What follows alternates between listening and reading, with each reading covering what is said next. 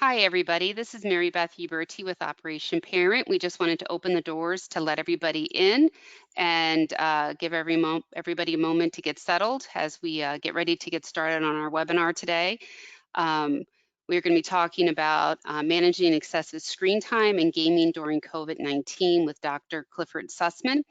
As we go ahead and get started, I just want to ask everybody, as you're looking at your screen and your toolbar, to go ahead and go to the question section and just type in your name and where you're from, especially if this is your first time ever being at one of Operation Parent's events. So if you could just go down to the question section in your toolbar. Here we go. Great. Thank you. All right. So we have Molly from New York, Sarah from Massachusetts. Oh, wow. They're coming in quick. They're coming in so fast I can't keep up. So thank you, everybody. I see you have Kelly from Arkansas. I'm just picking a few people. Aaron from Iowa, Michelle from New Jersey, Margie, Arizona, Nora, Tennessee, Paige, New Jersey, Lindsay, Kentucky, Jennifer, New York, Wendy, Philly, Louise from Michigan, Janice, Arizona. A lot of Pennsylvania people and Ohio coming on in. Thank you. Karen from New York. Danielle from Washington. Darlene, Nevada. John from Cleveland. So we have quite a great group, very diverse group across the United States. This is wonderful. Thank you so much. Maureen from Pennsylvania, Angela, Virginia, Brad from Georgia, Jason from Kentucky. We have Emily from Indiana, so we have a great group here. Thank you so much. We've had a really good response to this webinar because I know as a parent, we're all kind of in that situation with the excessive screen time, having to deal with online classes, plus just being inside the house and being cooped up and not able to do the regular activities. So there's a lot of screen time. So with that, I'm going to go ahead and stop that portion of it. And we will go ahead and begin our webinar. Hold on, I just want to make sure we're all set here. And we look like we are. Great. All right, well, everybody, again, my name is Mary Beth Huberty, and I'm with Operation Parent. And today our webinar is Managing Excessive Screen Time and Gaming During COVID-19. And our presenter today is Dr. Clifford Sussman, and he's done a lot of work on this topic and presenting and actually been on TV quite a bit. So this is going to be a great informational session and a chance to ask questions to an expert on this field. So what I'm going to do at this moment is just kind of remind you too, we have our next webinar all lined up, and that one will take place on Monday, June 15th at 2 p.m. Eastern Time. And this is on the topic of when alcohol, summer, and COVID-19 and teens intersect. So we're going to be talking about what's going to happen this summer when some of the restrictions that are in place have been lifted and there's a lot of boredom, a lot of time on their hands, and not necessarily the end of the summer and the end of the school year that people were expecting what's going to happen. We're really fortunate enough to have Christine Storm from Caron Treatment Center. She did our presentation a couple weeks ago on marijuana, and she was gracious enough to come back to do this with Kate Appelman, who is the Senior Clinical Director at Caron Treatment Center. That registration is open actually, so please go ahead and register anytime you would like at operationparent.org. So just give me a moment and I'm going to bring Michelle in, and she'll be talking about all the other features that you need to know to make this webinar working for you today. So Michelle, there you are. Hey, Mary Beth. Okay, so why don't you go ahead and explain that? I'm going to turn off my camera. Okay, everyone. Hey, Michelle Massey here, and I just wanted to remind you about our mission at Operation Parent. Our mission is to love and support parents by providing real-world information, connection, and hope. I'm going to take you through just a couple of technical features with our webinar system today. If you're on your computer, click on the orange arrow at the top of your screen, and that'll open up all the technical features on our webinar program. You're going to be muted today during the presentation, but we're going to communicate through the question section, and we know you have lots of questions already for Dr. Sussman. We love those questions. We will take them throughout the entire presentation, but just know that we're going to get to those at the end of the session today. So look about halfway down the webinar panel. You'll see the question feature. You tap on that, enter your question, and you're going to send that privately to me. We've got some awesome handouts lined up for you today. One of them is on low dopamine activity. It's a handout, 3-page handout generated by followers of Dr. Sussman that will give you lots of ideas for low dopamine activities that you can use to attract your kiddos off the screens and into other activities this summer. I know as parents, we're all looking for a lot of those ideas, so hopefully that handout will get your brain going on some different activities. The second handout is titled Digital Binging, Is It a Problem? And this comes from an interview that Dr. Sussman did with Delaney Rushton from Screenagers. We utilized the Child Mind Institute, the Children's Mental Health Report, which will talk a bit about social media, gaming, and mental health. So we provided the full report there, as well as a summary report that will give you some additional things to think about.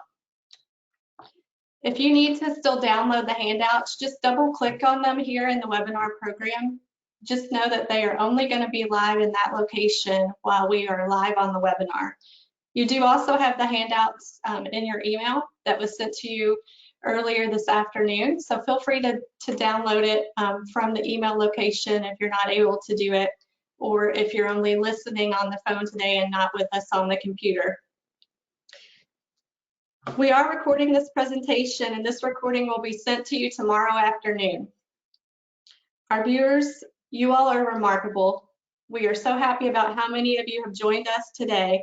And you also do an amazing job filling out the survey following the presentation. So please keep those coming so that we continue to give you exactly what you want out of this webinar program. Now it is my distinct pleasure to turn the webinar over to our expert, Dr. Clifford Sussman, who's a child psychiatrist, a gaming expert, as well as a gamer himself. So thank you so much for what you put together for us today. We cannot wait to learn with you. Thank you. Welcome, everyone. So my name is Clifford Sussman, and I am a child and adolescent psychiatrist. I've been in private practice in Chevy Chase, DC for over 12 years, and my specialty is helping kids with internet and video game addiction. And I help kids, teenagers, young adults, failure to launch cases. I help people with some really severe problems. And I actually am a gamer myself, so I'm not here to tell you guys that your kids shouldn't game at all. I've always been a gamer. I've been playing video games since I was young, and I've always loved them. I even got into developing video games and learning how to code, and I did some educational software development prior to going into medical school. So I think screens are great, right? I'm not here to tell you that I expect you guys to be in a world where they don't exist. But when I went into practice about 12 years ago, and parents were coming in and telling me that their kids were addicted to video games. They were telling me this over and over again. I was hearing it quite a bit. This was mainly from a lot of the work I was doing with teenagers. And when I evaluated these patients, what I found is that they shared a lot of the same behaviors that I would see on my addiction rotations when I was in training. A lot of the same behaviors that I would see in people abusing cocaine and heroin and alcohol. So this was really interesting to me, and I decided to do a lot of research on it, and I wound up reviewing a lot of literature on brain scans of people who were gaming excessively, and I wound up writing some peer-reviewed literature on the effects of prolonged screen time on the brain. And so that's sort of how I got into this. I've done a lot of public speaking on the topic. I've written articles on it.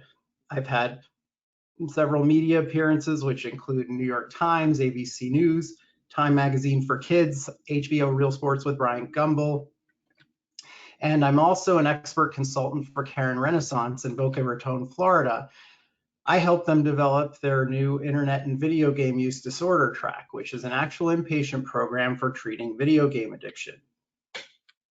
And it's for young adults, 18 and over. Okay, so let me go over my learning objectives for today. I'm going to explain the residual brain effect on our children of excessive gaming. Let's see, let me just move this out of the way. Okay, I'm going to establish a plan for a healthy balance between on-screen and off-screen activities in a quarantine family. And I'm going to help you all to acquire some straightforward parenting strategies and interventions to help achieve this plan. So we're in a lockdown now, and I know parents are struggling with a lot of things, and one of those is all this unstructured time that your kids are now having. And the big question becomes, should kids be left to their own devices? A lot of parents are really saying, well, look, they don't have things to do. They don't have enough school activities. They can't go anywhere. A lot of parents are just saying it's not worth the battle, and they're giving up. And they're not really setting any limits. And I can understand how you get to that point. I'm here to talk about some second thoughts you should have before giving up. So let me start with a new disorder that was recently defined by the World Health Organization. This had been around in the literature for a while, but it was finally accepted by the WHO and put in their, it's going to be in their upcoming treatment manual for clinicians called the ICD-11. And so it's called gaming disorder. Now, don't be fooled by the name disorder. Disorder is the name given, the sort of updated name given to addictions nowadays. So cocaine addiction, alcoholism, those things have all been updated to be called things like alcohol use disorder and cocaine use disorder. So when we're talking about disorder, there's really nothing different between the definition of a disorder and the definition of an addiction in older literature. Okay, so let's look at the definition of gaming disorder. It's a pattern of gaming behavior characterized by impaired control over gaming, increasing priority given to gaming over other activities to the extent that gaming takes precedence over other interests in daily activities, and continuation or escalation of gaming despite the occurrence of negative consequences. The behavior pattern must be of sufficient severity to result in significant impairment in personal, family, social, educational, occupational, or other important areas of functioning. So the theme in their definition is really very consistent with the definition we've always used for addiction. It's not about how much of the substance or the activity that you're doing. It's not about what type of game you're playing to have gaming disorder. It's entirely about the consequences, the negative consequences of your gaming activities. So for somebody to have gaming disorder, they have to be gaming in a dysfunctional way. And that really is the way I want you to look at addiction. Addiction is about the problems being caused by the behavior. In other words, the more you're doing something so much that it's causing these problems, and you can't stop doing it even though it's causing these problems. And that is very true of the definition of gaming disorder. Now, this is something to keep in mind, that there is sort of a continuum of how addicted you can be based on how bad the problems are. So a general way to look at this is that gaming disorder is like the games controlling your kid rather than your kid controlling the games. So there are addictive qualities that gaming have naturally. qualities that you would also see in other things that are addictive, like cocaine and other drugs, and activities like gambling. And these qualities are the reason I'm here talking about excessive gaming and not about excessive homework or excessive violin playing, right? So there are qualities that are specific to internet gaming. One of those is mood changes, right? So that's one thing you can get from internet gaming that you can also get from other addictive activities, such as the exhilaration of winning a race in Mario Kart against people from all over the world, or playing a horror video game and having the fear and the thrills and the excitement. Another thing you can get from gaming is a sense of mastery.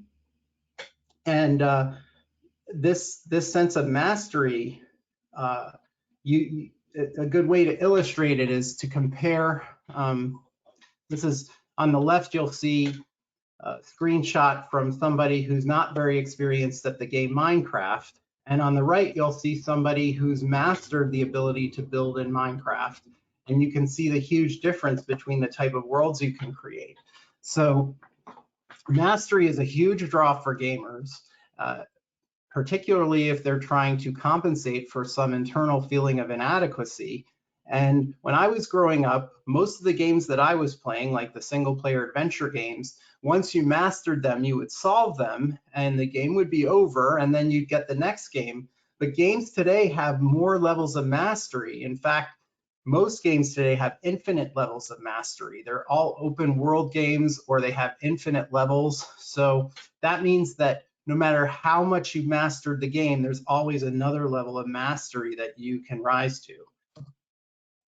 Another characteristic of internet gaming that it shares in common with other things that are addictive is the escape from reality, right? So this, on the left, you see a scene from World of Warcraft, right? Where you can be completely immersed in a fantasy world and you can play another character, even another gender. You can have special powers, right? And you can wander that world and not be in the real world where there's COVID-19 and social distancing, right? On the right, you see people completely immersed in their virtual experience. You see they're even wearing track shoes so that when they walk around, their avatar in the virtual world walks around. So they're completely immersed in that environment. Even when their hands move, their avatar moves their hands. So the more the technology grows, the more of an immersive experience it is, and the more of an escape from reality it is. And we're in a pretty tough reality right now that a lot of people want to escape. All of these things provide a social aid. We know about peer pressure, of course, with drugs and alcohol. We know about fear of missing out with screen use in general, with social media. With internet gaming, these games are more social than they ever have been, and they just keep getting more and more social.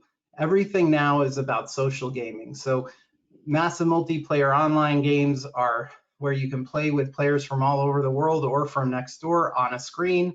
They're the most popular and most habit-forming type of game now. And on the left, you see players who play one of these games called Fortnite. I'm sure a lot of you are familiar with it by now. They're at a convention, which unfortunately we don't have many of up and running right now, and they're wearing the costumes of their characters from Fortnite. So, you know, they can socialize as these characters just like they are online, and they can even hide a little bit of who they are behind these masks they're wearing, which I find fascinating because I find that social gaming is often a way that a lot of my patients compensate for lack of social skills. It sort of levels the playing field. On the right, we have Discord, which is a social media site that's mostly used by gamers. And so on top of socializing in the game itself, they can socialize while they're playing the game. And there's many different ways that gamers can use Discord to stay in touch while they're gaming. So Another feature of internet gaming that makes it very appealing like these other things is variable ratio reinforcement. Now, variable ratio reinforcement was a concept that B.F. Skinner came up with. He was doing experiments on rats, and he would have the rats push a lever, and when they pushed the lever, they would get a pellet of food as a reward. That was called a reinforcer. And what he would find is that the rats would learn to push the pellet to get the food. And when they stopped giving the rats the food, they would stop pushing the lever. That's how they would learn. What Skinner found was that when he sometimes gave the rats a reward and sometimes didn't, so sometimes the rats would push the lever and get a pellet. Other times they might have to push it 5 times before they would get a pellet. Other times 3. It would always be random, right? When he did that, the rats would start pressing the lever furiously. They'd press it much faster. And when he then stopped giving a reward completely, it would take much longer for the rats to stop pushing the lever. So he found that variable ratio reinforcement was the strongest way to reward a behavior, right? And if you go into a casino and you look at the slot machines, you see a perfect example of that. You'll see people sitting at the slot machines looking much like the rats in Skinner's experiments, just pushing on that lever furiously over and over again. And if you look at the internet, in many ways, it's the world's biggest slot machine. And I've several of my colleagues have called it that. And if you look at internet gaming, just one example of a little game that people have been playing on their tablets or cell phones for quite a while now, called Candy Crush. Right? Candy Crush has layers and layers and layers of variable reinforcement. All that the game is a simple matching game where you'll move a candy from one spot to another, and you'll create matches, and the matches will lead to chain reactions, and the more chain reactions you have, you can get more points and more explosions, right? And it's not always very predictable the type of chain reaction you're going to have. But another layer of variable ratio reinforcement that they've added to this game is that when you have a particularly long chain reaction with a lot of explosions and a lot of point scores, you also get a little message, a little compliment that appears on the screen, and you hear this deep bellowing voice go, "Sweet," right? Or other times the voice may say delicious or tasty. So you'll get these messages after these long chain reactions, but you don't get them after every long chain reaction. So it's truly variable ratio reinforcement. You never know which message you're going to get, and you don't know if you're going to get one at all. All right, so I've talked about a lot of characteristics that internet and video games share with these other addictive things like cocaine and other drugs and gambling, but there's one characteristic that something has to have in order to be addictive. You could make the case that any of the characteristics that I've already talked about, may not be there in some addictive things, right? But the one thing that has to be there in anything that's addictive is immediate gratification, which means that there has to be a short delay between when you go to get have a certain feeling and you receive that feeling, right? Or you go to get a reward and you receive that reward. There must be immediate gratification. And the more immediate the reward is, the shorter that time lapse in between when you go for the reward and you get the reward, the more addictive something is. And that's been well known for years in research. So it's really important to remember that the immediacy of a reward is much more important than the intensity of a reward. As an example, you can take cigarettes. Cigarettes don't get you extremely high. They compared to heroin, for example, or cocaine, they really just give you a tiny little buzz. But the tiny buzz, because you smoke cigarettes, is experienced right away. So it's an example of how the immediacy of an effect is much more important than the intensity in proving how addictive something is. And internet and video games are available to us more immediately than they ever were before, as well as the effects from them. And you can, right now we're at a day and age where you can just whip a cell phone out of your pocket wherever you are and be gaming in seconds. And there's many other improvements in technology that have made gaming a more immediately gratifying experience. Now, the reason that immediate gratification is so predictive of addictiveness is because the more immediate gratification is, the more the brain releases a neurotransmitter called dopamine. So it stimulates dopamine release, immediate gratification. And dopamine is involved in the reward pathways in the brain. So it's a primitive system in our brain where we learn that if we do a certain thing, we'll get a reward, right? And so we start to seek after those rewards. And this is this is something that is programmed into the brain of all species, not just human beings, right? And it allows us to survive because, you know, we need to get our rewards right away sometimes. Like when we're hungry, we need to eat. When we're thirsty, we need to drink. So it's a very important process, this dopamine system. But with things like internet and video games, you're not just getting the dopamine release right away, you're getting it continuously, right? Because, you know, you can just keep gaming and gaming and gaming and getting more and more dopamine, right? And that's called binging, right? So you see binging with all of these things, and that's sort of like the key feature of when someone's addicted to something is that they can't stop doing it, right? As we said in our definition. So a lot of you parents by now have probably seen digital binging. It's happening a lot in this lockdown. You know, kids can now be playing a game for 4, 5, maybe 10, 11, 12 hours straight. You know, so you'll see this digital binging. And a lot of parents might say, you know, look, Dr. Sussman, you told us that the definition of addiction was having negative consequences. And you know, is there even a negative consequence to digital binging during a lockdown? I mean, after all, kids have less work to do. They may not be in school. It keeps them, you know, busy, occupied, keeps them from being too bored. So wouldn't digital binging be a good thing in a situation like this? Well, that may be the case, except for digital binging has a residual effect on the biology of the brain, right? And I'm going to demonstrate that effect by showing you a microscopic view of what's going on in the brain. So the brain, the reward system in the brain, the dopamine pathways in the brain are a series of neurons. And these neurons are connected by tiny little gaps called synapses.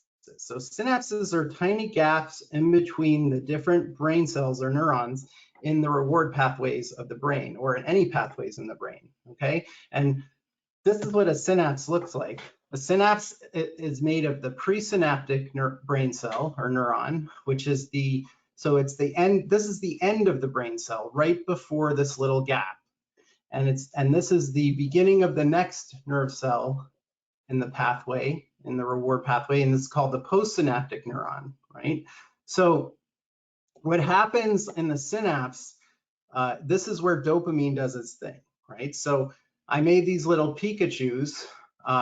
These little Pikachus represent dopamine molecules. So the dopamine is produced in the presynaptic neuron, and it travels across these little gaps, the synapse, into receptors on the postsynaptic neuron. So these little Pokeballs represent dopamine receptors. You could even call them pleasure receptors, right? And the brain is always having a little bit of this communication from brain cell to brain cell where some dopamine is going across the synapse into the receptors. And so this is what's happening, let's say, you know, most of the time. And let's say this is your kid and he's about to play some video games. So he starts to play the games, and because he's getting that immediate gratification, he's going to have a lot more dopamine release, right? So now you're going to have a lot of dopamine going into the receptors, and he's going to be experiencing a lot more stimulation. And that's why you see this happy look on his face. Now, this isn't really a problem. I mean, we don't want our kids not to experience pleasure. Pleasure is a good thing. The problem is that if he's doing this for 8 or 9 hours, or for several days in a row, what's going to happen eventually is that the brain is going to try to save some energy. It's going to get really worn away. And the way it does this is it will downregulate the dopamine receptors on the postsynaptic neuron. What that means is that the actual number of receptors on the neuron will go down. So that looks like this. So now he's still playing his game, so he's still getting plenty of dopamine, but there's fewer dopamine receptors. So even though he's getting a lot of dopamine, he's still not feeling as much pleasure as he was when he started gaming. So if you look at him, you'll notice that his face looks the same as it did before he started gaming. And you may say to yourself that right now, he's no longer gaming to feel intense pleasure.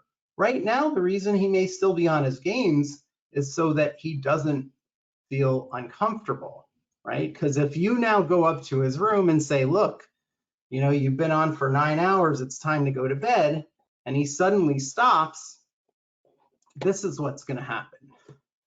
You're going to see that now he still has fewer dopamine receptors because they take longer to upregulate, which is to go up in number, than they did to downregulate. But now he has, you know, fewer dopamine molecules in the synapse as well. And so that's going to look like this. He's going to be getting a lot less stimulation.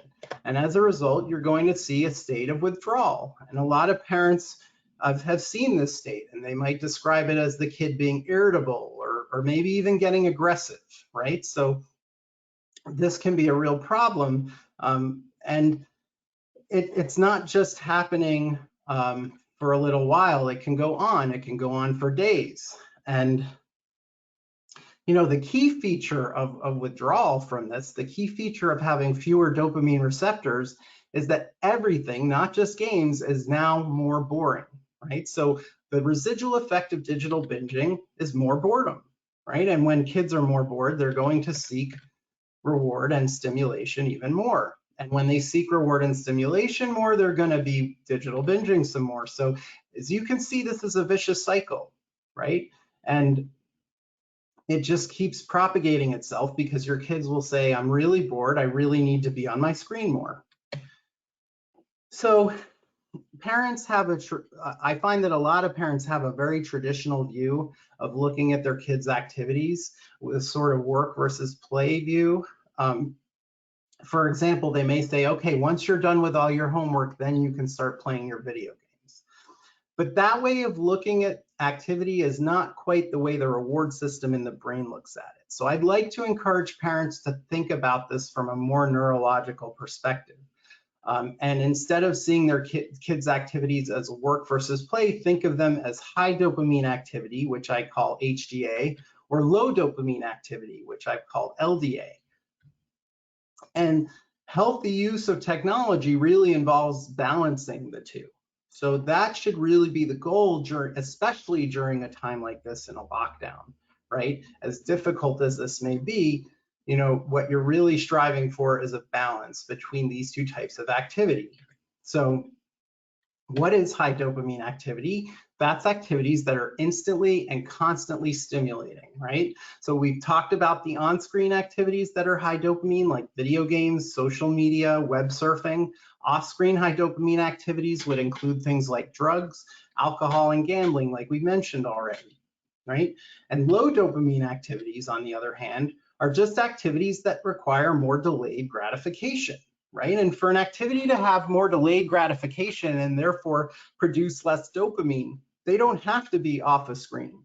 There are even some screen activities that I would consider low dopamine, like, for example, doing work on a word processor, or doing applications like PowerPoint and Photoshop, where you have to do some work before you get some reward. Things like programming and coding.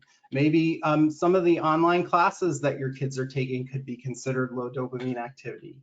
I would even consider doing a Zoom chat to be a low dopamine activity if they're really working on face-to-face communication skills and not doing it while they're playing a video game. Off-screen low dopamine activities are the obvious ones, like exercise and homework, where clearly the reward is delayed. You have to, do some work first before you get the reward. But also activities that have, just a significant more delay, even if it's just minutes more, it's a significant amount of more delay than the typical on-screen activities like board games, tabletop games such as Dungeons and Dragons, reading, other hobbies, and I'll get into that a little more in a minute. So the idea for parents during a lockdown to get through this is to really maintain balance between LDA and HDA, and this is a goal for not just during the lockdown, even once it's over. And this can be the goal for everyone, not just your kids. And to do that, the things that will really be your allies are routine, structure, having a daily schedule. I'd say structure is the most important of all of these, and it's the one that we're lacking the most right now. So structure is incredibly important. It's like basically when you have something to do at a scheduled time, and you're going to do it from a certain time to another time. The reason that's so valuable is because during that time, you don't need willpower to stay away from high dopamine activities. In other words, if your kid has a meeting planned with his robotics club, from 10 to 11 on Zoom, during that time, he's probably not going to be playing video games or checking social media, right? Whereas if you take a similar block of time and he doesn't have something structured to do, if he's also going to be just doing low dopamine activity during that time, it's going to take willpower, and willpower is less reliable. If you have structure, you don't really need that willpower.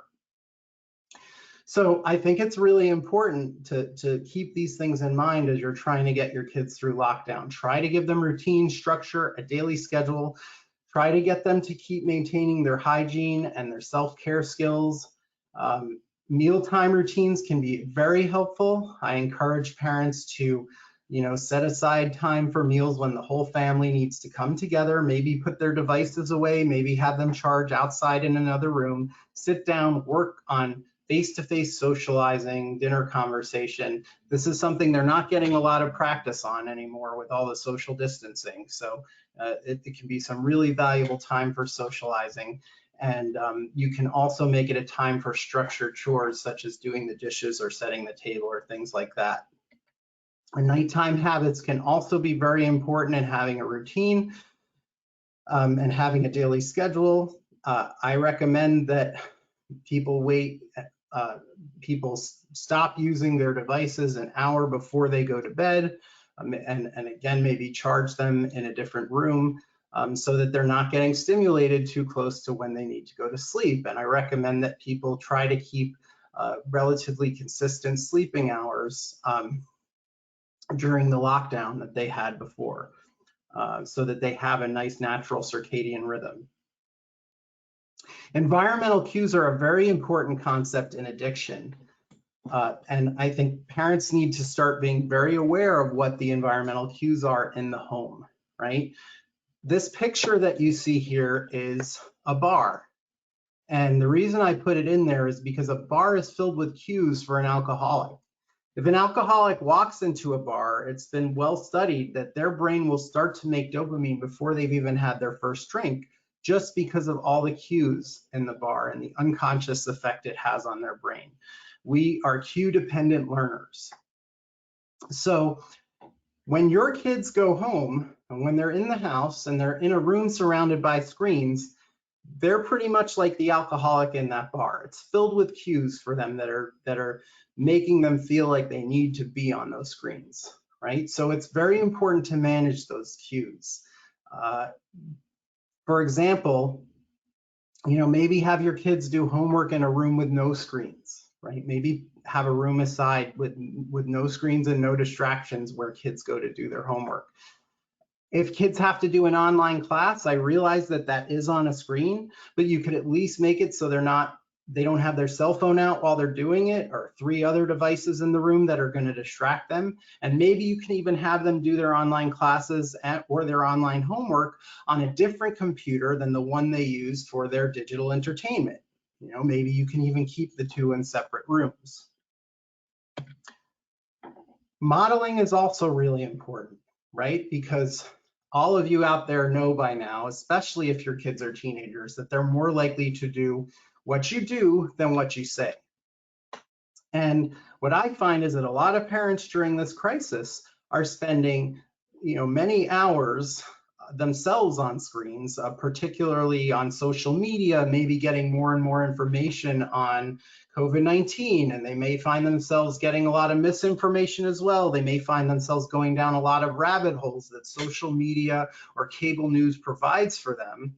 And it's very hard when you're on your Facebook or on your cable news for hours at a time looking for updates on what's going on, to then turn to your kid and say you shouldn't be on a screen. It doesn't really send the right message. So I think parents need to look at their own behaviors as well. If you have good screen habits, it's more likely that your kids will have good screen habits.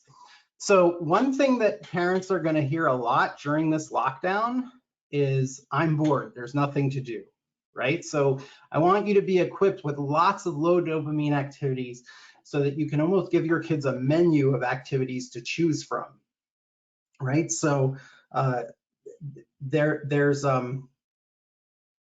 there's a great opportunity there for you to even have your kids come up with their own list of low dopamine activities, and maybe even post that list on a refrigerator and use it just like a menu. So you can have activities like arts and crafts, board games, books, cooking, dancing, drawing, exercise, photography, puzzles. These are just some of many. You can maybe order an instrument and learn to play it, or learn to sing or practice singing. Another thing I highly encourage you all to do is something that I did in my own office, which is to create a screen-free zone. Try to put aside a room or a part of the house where there's no screens, and maybe you have a lot of low dopamine activities in that room to offer your kids. And that's a room they could spend some time in, where they don't have all those cues. You may have a rule that when you go into that room, you leave your device or your cell phone at the door or outside the room somehow.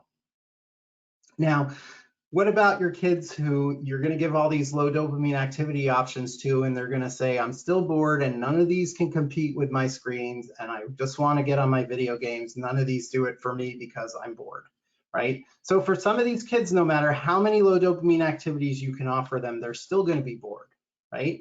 So there will be boredom, but guess what? Boredom is also a low dopamine activity, right? Boredom is when kids are feeling bored. It's not the end of the world, because that's in fact the time when they're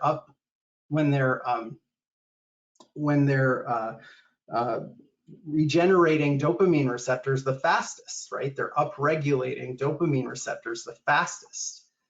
And another great thing about boredom is that's often when your kids are most creative, is when they're feeling the most bored. So, like I said, it's very important to have a lot of low dopamine activities to offer your kids. I made a video on YouTube about 20 minutes long. It covers a lot of the material I'm talking about today, right? You can get to it on the front page of my website at cliffordsussmanmd.com. But even if you choose not to watch the video, I'd still like you to visit it and go to the comments section at the bottom of the YouTube page where the video is. And I'd like you to add your family's favorite LDA activities to the comments section. Because if you all do that today, we can have a huge user-generated list of amazing low dopamine activities that we can all share with each other, and we can keep that list growing and growing. So please visit the comments section in my YouTube video. There's already some low dopamine activities there, most of which I think are also in a handout that you got today. So let's talk a little about some of the parenting strategies you'll need to get through this, and what type of limit setting we can work on. All right, so limit setting is a real challenge for a lot of the parents I work with, right? So let's start with talking about something called time distortion. Time distortion is when kids are on screens and they lose track of time in the real world. So they may be on their screen for a lot longer than they even realize, right? Or maybe less time passes in the virtual world where they're playing. So I'd like you to help your kids develop something that I call commuter instinct. when you're a commuter, when you're on a train, the train usually always takes the same amount of time to get to your stop. So you develop commuter instinct. In other words, if you fall asleep on the train, you usually wake up in time for your stop, right? And that happens because it's a consistent length of time. So if possible, I'd like to encourage parents to have their kids' screen time blocks or their high dopamine activity blocks to be a consistent length of time. And a good length of time that I recommend for teenagers that I think is long enough to allow them to get a nice round of Fortnite and maybe some social media into, but not so long that they're going to be binging, is an hour. So I think an hour is a reasonable block of time. And you may choose a different one for your family. But the point is that if you're consistent with that block of time, that it's always an hour, your kids will develop a commuter instinct. And as they get more used to it, the power struggles about getting off at the end of their time block will go down and down and down. So, have them use a timer, have them get used to having a consistent amount of time. Now, if you can't do this, if you can't,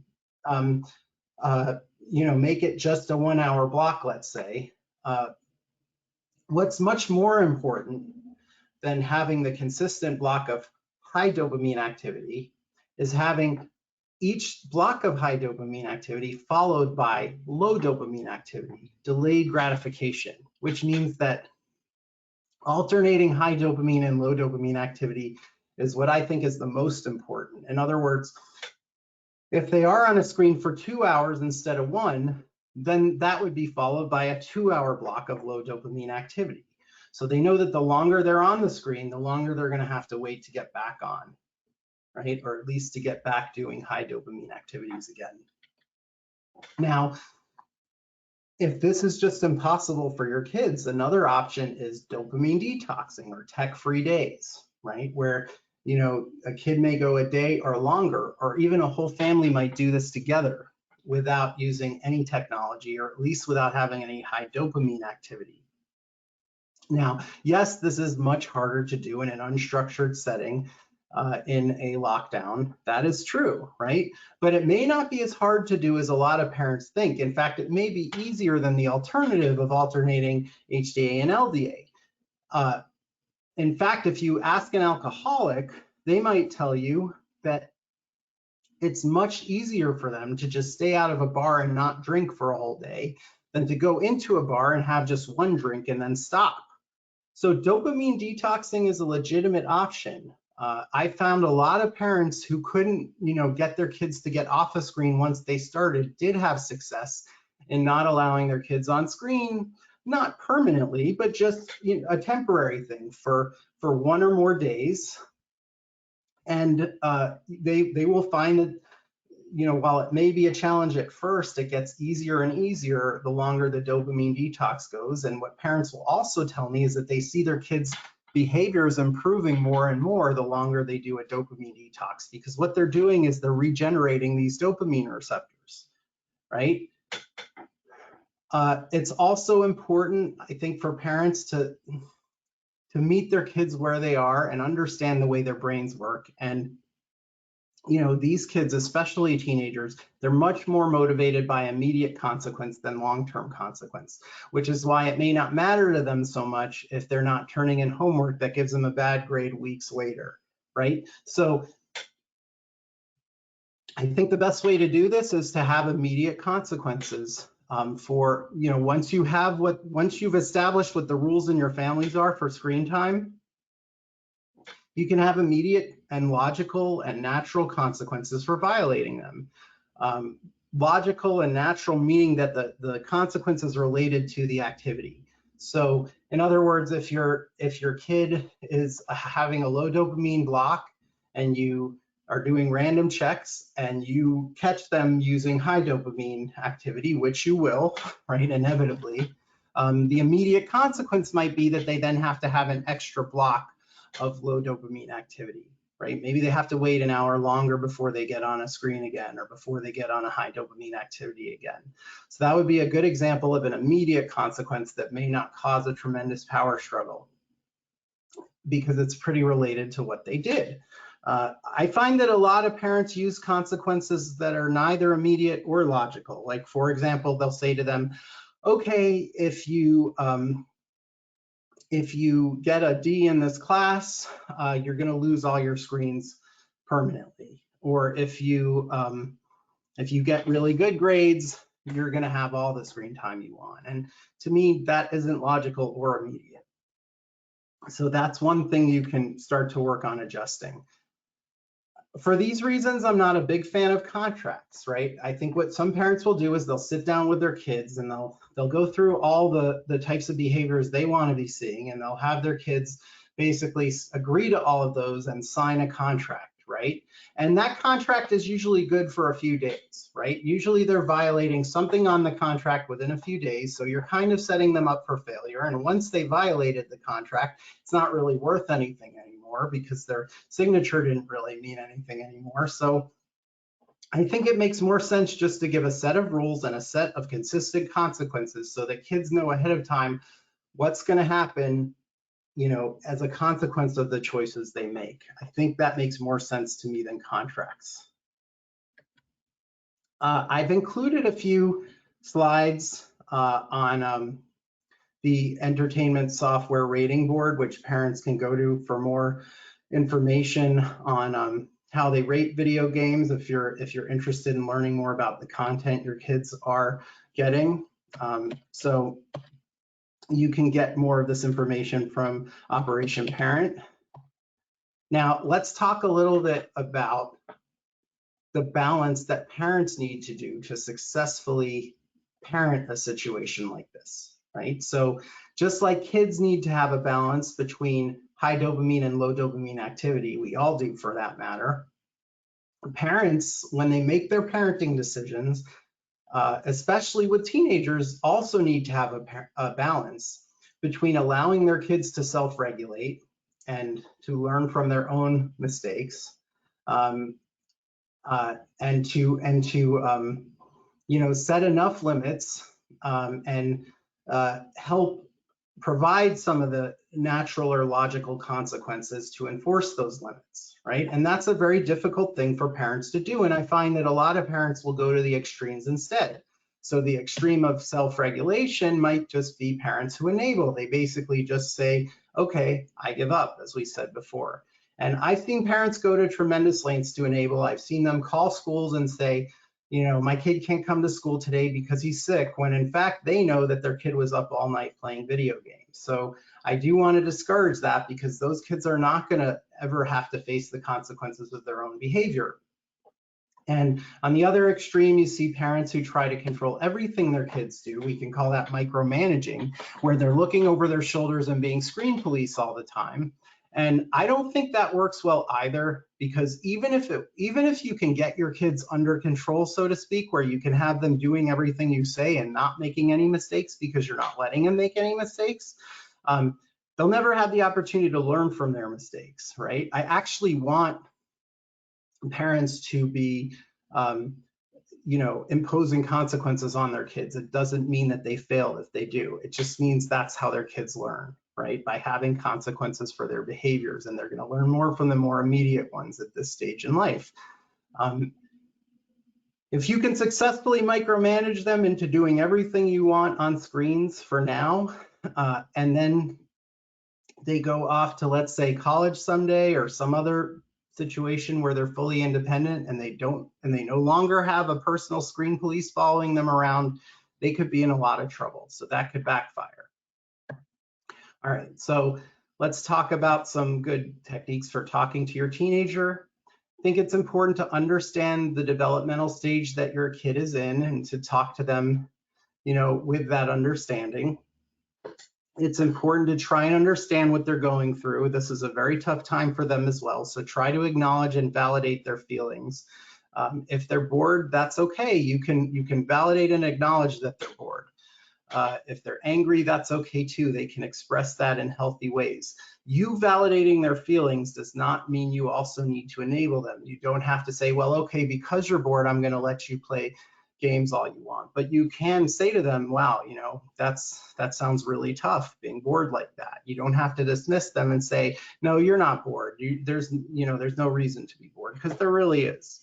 The good news is that you and your teenagers actually do share a common goal, because you want them to be more independent, and they also want to be more independent. It's a healthy developmental stage for teenagers to want to start to have more control over their own life and to bond with their peer group, rather than to follow, you know, what their parents are telling them to do, right? But you also want them to be independent, and you also want them to not need your help as much. So that's a place where you guys can meet your teenagers and maybe start on that common ground.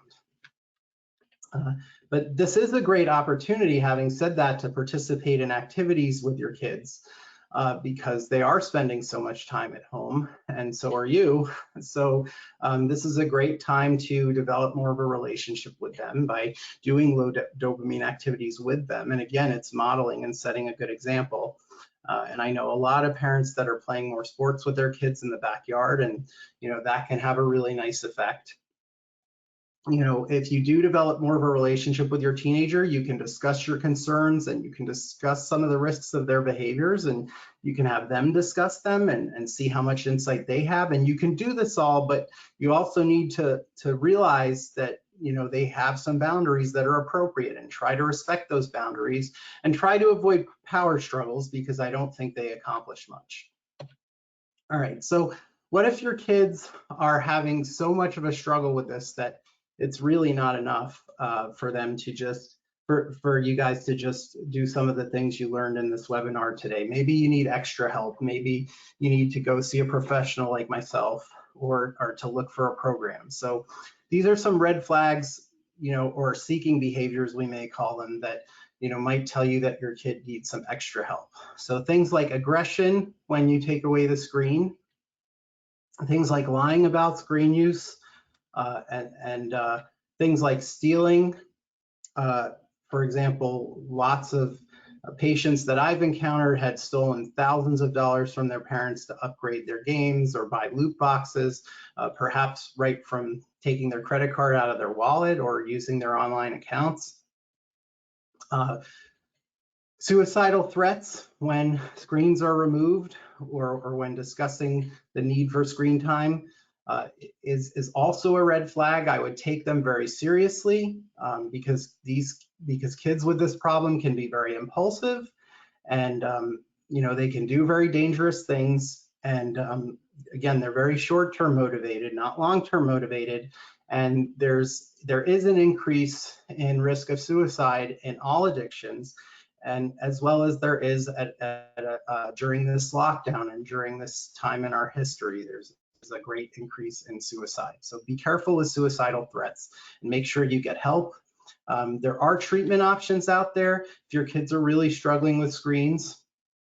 The best treatment options, in my opinion, have a 3-phase treatment approach, where they're not just trying to detox your kids and get their brains right. You know, if you have a detox, you know, as a first step, that's wonderful, because you can get those receptors back.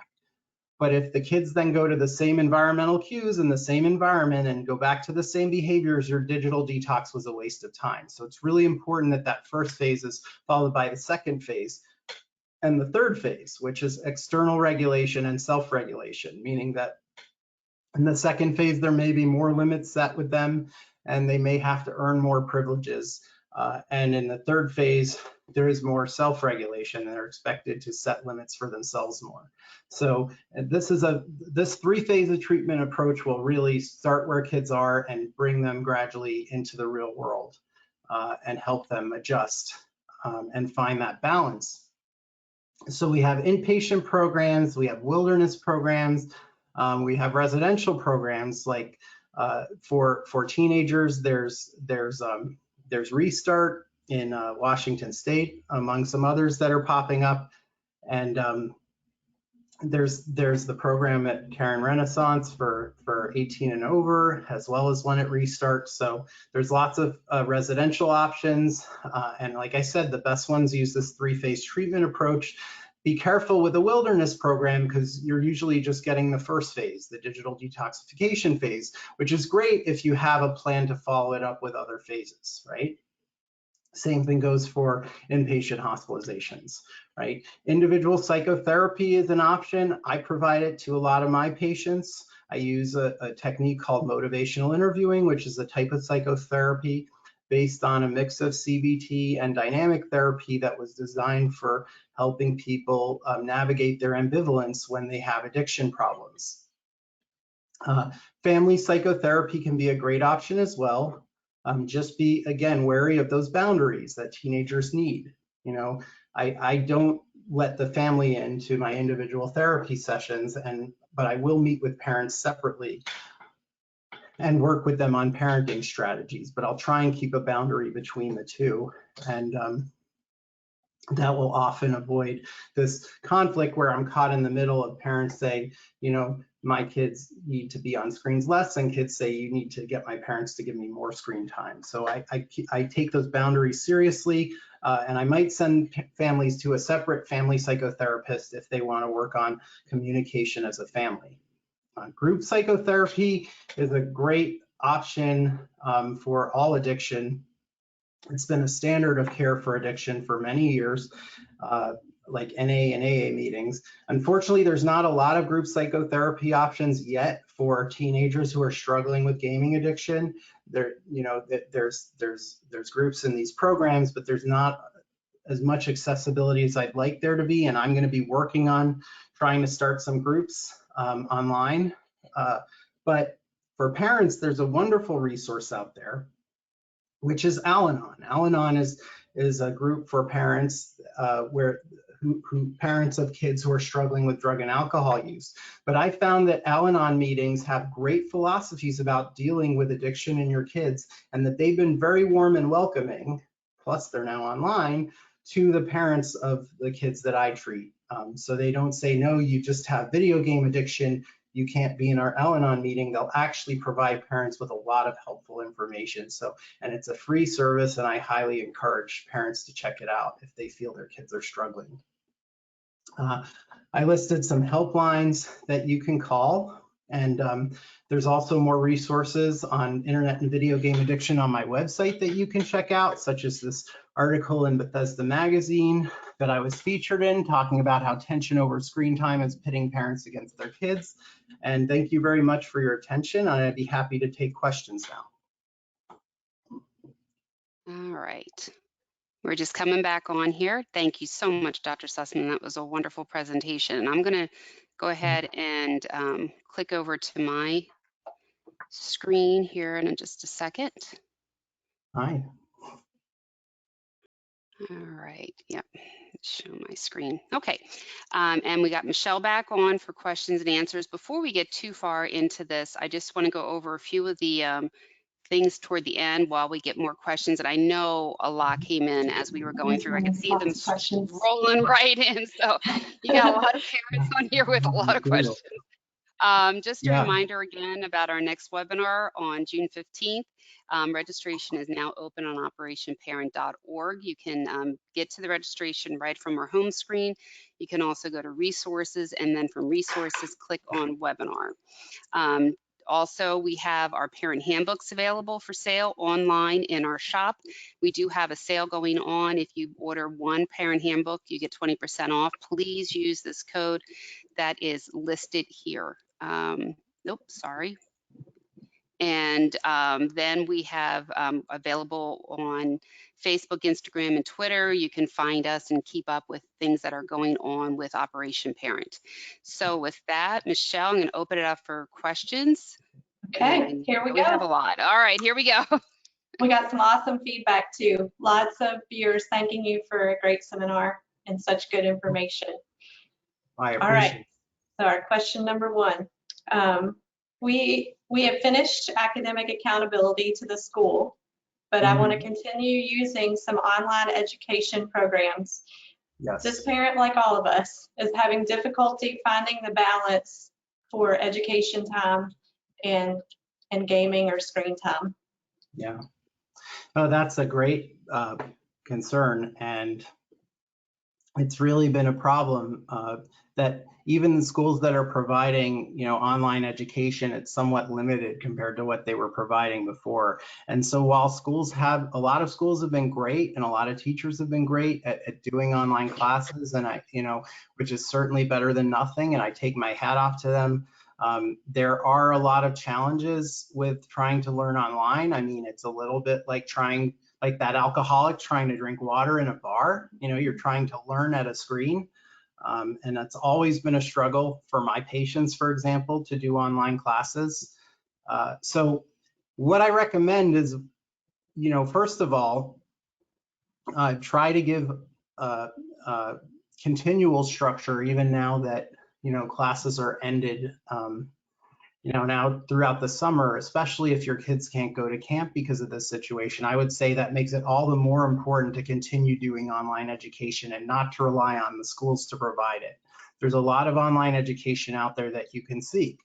And maybe more importantly is be careful what online education you choose. I would go for online courses where you're required to be there live at the time when the course is being taught, so that kids need to show up, and they need to show up at a certain time. Why? Because that provides structure. That's what we've been talking about, right? These online classes that are just like, okay, here's the assignments, you do them on your own, they're not really structured enough for a lot of our kids. And don't just look for education, look for, martial arts classes or music classes, or there's all sorts of online learning that they can do the entire summer. And, the more structure you can give them that way, the better, even though it's not ideal. And even though, again, like I said in my talk, I would recommend that you try to get them on a computer that maybe they just use for that, and try to, again, adjust that environment so that they're not surrounded by some cues that will distract them. That's awesome advice. Are you familiar with the Circle monitoring system?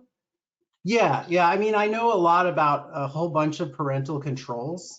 So our parents are curious, like trying to regulate the time using a Circle device or anything right now, while there's so much time needed to be on for educational purposes.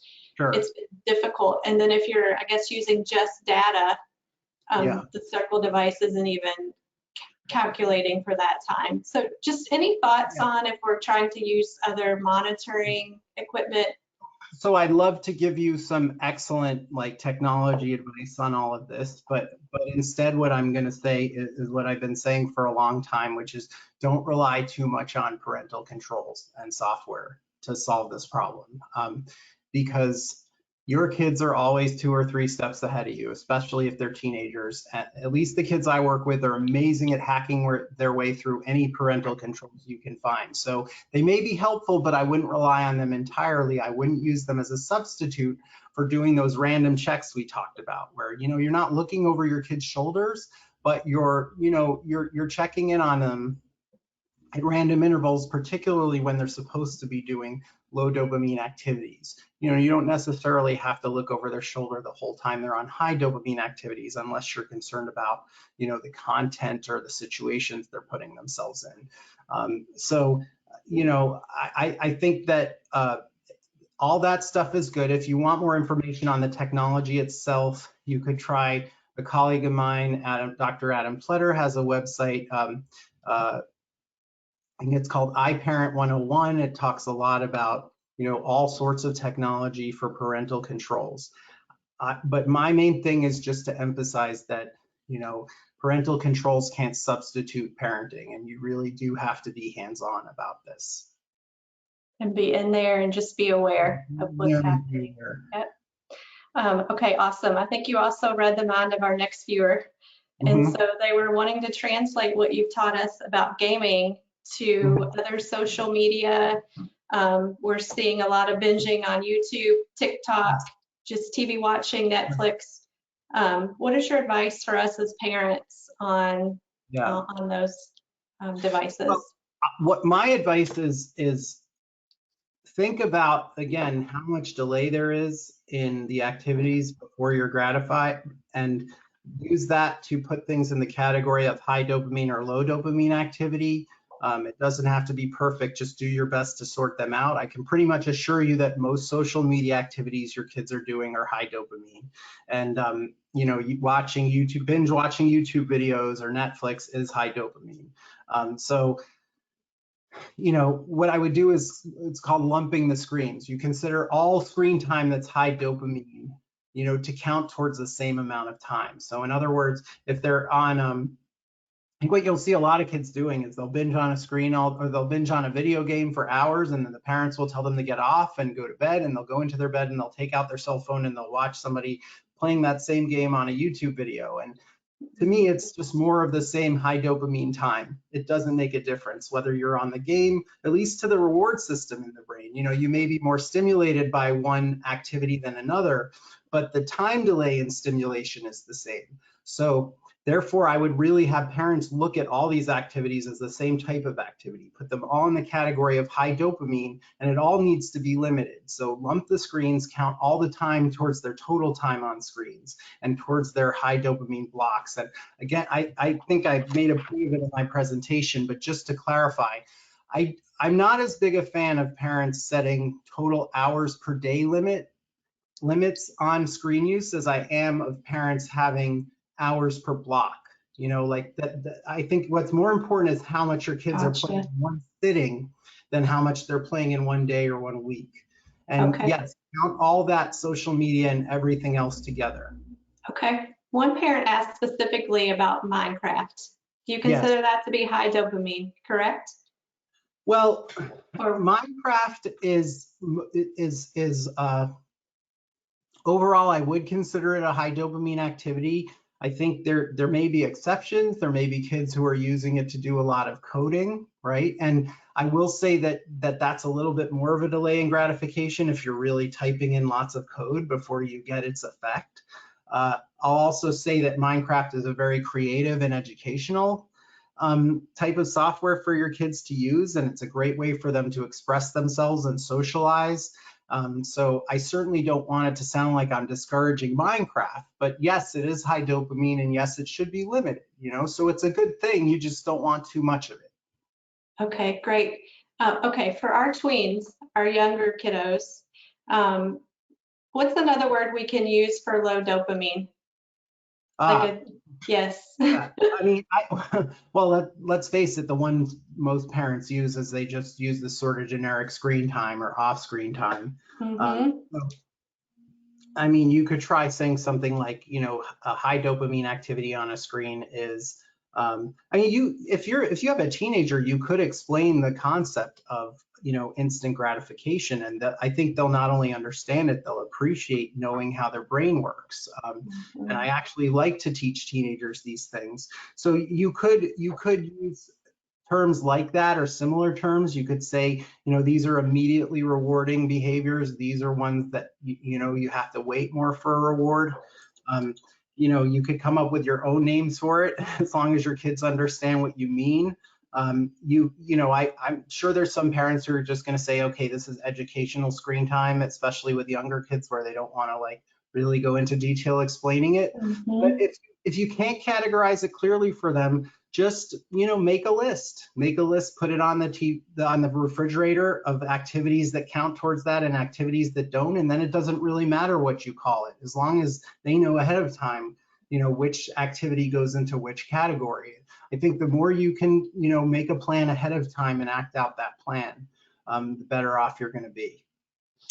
You put together some great ideas for us, and they're included in the handout, low dopamine activities, but I also thought over the weekend it might be fun to cut those up, let the parent choose activities that they can do or interested in doing, cut those up, put it in a jar, and to add a little more excitement to the process, maybe they can pick one of those out when they're ready to switch, so it's kind of they get some choice or some fun in choosing what to do next. Hey, and you also have variable ratio reinforcement there, so I love it because they don't know what they're going to pick. Okay, double bonus. That's great. So that's such a wonderful idea, particularly because some kids have trouble, they're just overwhelmed by you know, they may ironically say there are no choices when in truth they may be overwhelmed by the amount of choices, and they may just be like a chicken with its head cut off and not know which to pick. You know, they just can't decide on one, right? So they just go to their comfort zone, their bread and butter, which is screens.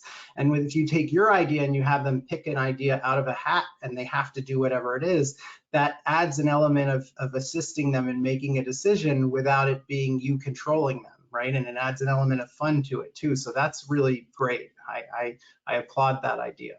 Okay, awesome. Let's see. We have some parents who have children that are either autistic or ADHD. Yeah. Would you have just some quick additional advice for parents that are working with children? Well, I've done entire talks on just ADHD and screen use and on just autism and screen use, because those are two of the groups of patients that have the most struggles with these issues. So with ADHD, it's, you know, kids with poor executive functioning, and they have, you know, in ADHD, it's a problem in the executive functioning parts of the brain, the prefrontal cortex, right? So let me explain what I mean by that. The brain has sort of a driver and a brakes. So the driver of our brain is this reward system I talked about. That's what drives us to do things. But we also have brakes in our brains in this higher level part of our brain called the cortex, and specifically in the prefrontal cortex. So if we're playing a video game and we have to say, wait a minute, I have to stop because I have some homework that's due tomorrow and I have to get that done, we're using our brakes, not our driver. And so that requires the prefrontal cortex. Whenever we're planning things ahead, whenever we're organizing things, we're using the prefrontal cortex. Well, guess where kids with ADHD have a problem? In that prefrontal cortex. And I should say too that all teenagers don't have their prefrontal cortex fully developed, but in ADHD, the problem is even worse than the typical teenager. So ADHD kids do struggle with this more than other kids for that reason. And that's all the more reason that it's even more important in them to you know, they have a higher, I would say, comorbidity of screen addiction. So it's all the more important to look for those red flags. If you put them on medications, those medications will sort of provide a substitute source of stimulation, you know, like the stimulants that you give ADHD kids, so they can be very good at controlling their screen use while they're on their medication, but it's not going to help them once they're off their medication, right? Because once they wear off their medication, they may be even worse at trying to self-regulate. So that can be a very difficult challenge of parents. And often during a digital detox, I'll take ADHD kids off their stimulants for a while as well. So they're getting a full detox. Sometimes you have to leave them on because that's the only way to be successful. Let me say a thing about autism too. I mean, I work with a lot of high functioning autism kids in my practice. You know, kids with autism are attracted to screens like you wouldn't believe. I mean, I have a 4-year-old with autism, and you know, she's not high functioning. She's probably level 2, and you know, we had to take electronic devices away from her and set some pretty strict limits with her, or you know, she would have complete meltdowns and tantrums. So you know, but with higher functioning teenagers with autism, it goes beyond that, because one of the key features of autism is that you struggle socializing, right? And you have trouble reading social cues. And I was making a reference to this when I was talking about gaming as a social aid. And this is the reason a lot of kids with high functioning autism are on like Minecraft so much, because it's also a way to socialize with their friends. And what it does is it levels the playing field. And that's particularly important if you have social deficits. Like, so for example, if a kid with autism is playing Minecraft with their friends, they're not going to be judged so much on how well they read nonverbal cues, right? Or how well they can read people's facial expressions. So it really levels playing field and makes it so they're not at as much as a disadvantage. But that can backfire if they become overly dependent on it to socialize and they never develop those other social skills. Gotcha. So I'm also hearing you say in the evenings, for particularly an ADHD family, when the medication is worn off, you may have to have some different strategies in place for the evening time, even than during the daytime. Would that be safe to say? Sure. Well, particularly if they're taking stimulant medications in the daytime. I know a lot of my ADHD patients are off their stimulants for now because they don't need them as much because they're either done with school or not taking as much school. So, you know, they really were just taking them for academic purposes. You know, I think you should talk with your individual psychiatrist about, you know, strategies for whether or not to use your stimulants and how to use them best. Absolutely. What's your general vibe or recommendation on, should we have TVs and gaming systems in our teens' rooms? Yeah. So I mean, I think every family is different and everyone has different kids and needs to make their own rules. And I don't like to make decisions for parents, but just think about what I said about environmental cues, right? And distractions. And, you know, and if you're telling your kid, again, to fall asleep or do homework in a room filled with screens, it's again like telling that alcoholic to drink water in a bar, and you're really setting them up for quite a challenge. So I think it is good for teenagers to have screen-free rooms. You know, I know they want their privacy, so maybe there can be another room in the house where they can watch screens and have privacy. But you know, if they're older teenagers, but really I would be careful about keeping screens in the room. And I know that a lot of kids want to have their cell phones in the room too. So the compromise may be to at least get them to charge their cell phones outside at night again, and when they're doing homework, to not have their cell phone with them, or when they're doing low dopamine activities. That can be a real problem with, you know, the distraction that creates. So yeah, I mean, I don't think it's a great idea to have screens in your kid's room in general, but I'm sure there's exceptions. That's great. So providing some points of separation is a good idea to think about that. Okay, great. So when you went over in the beginning, the definition for the World Health Organization of the gaming disorder, right. Has the APA, the American Psychology Association, also recognized this? Oh, that's a good. American Psychology Association, I'm not sure. I can tell you about the American Psychiatric Association. Great. But that's a good question. I'll look that up about American Psychological Association, because I'm not sure their stance on it, because I'm a psychiatrist. But American Psychiatric Association, I mean, a lot of my colleagues are psychologists, so they'll be able to tell me right away. American Psychiatric Association has the DSM-4. That's their Diagnostic and Statistical Manual, right? So, or actually, I'm sorry, it's currently the DSM-5.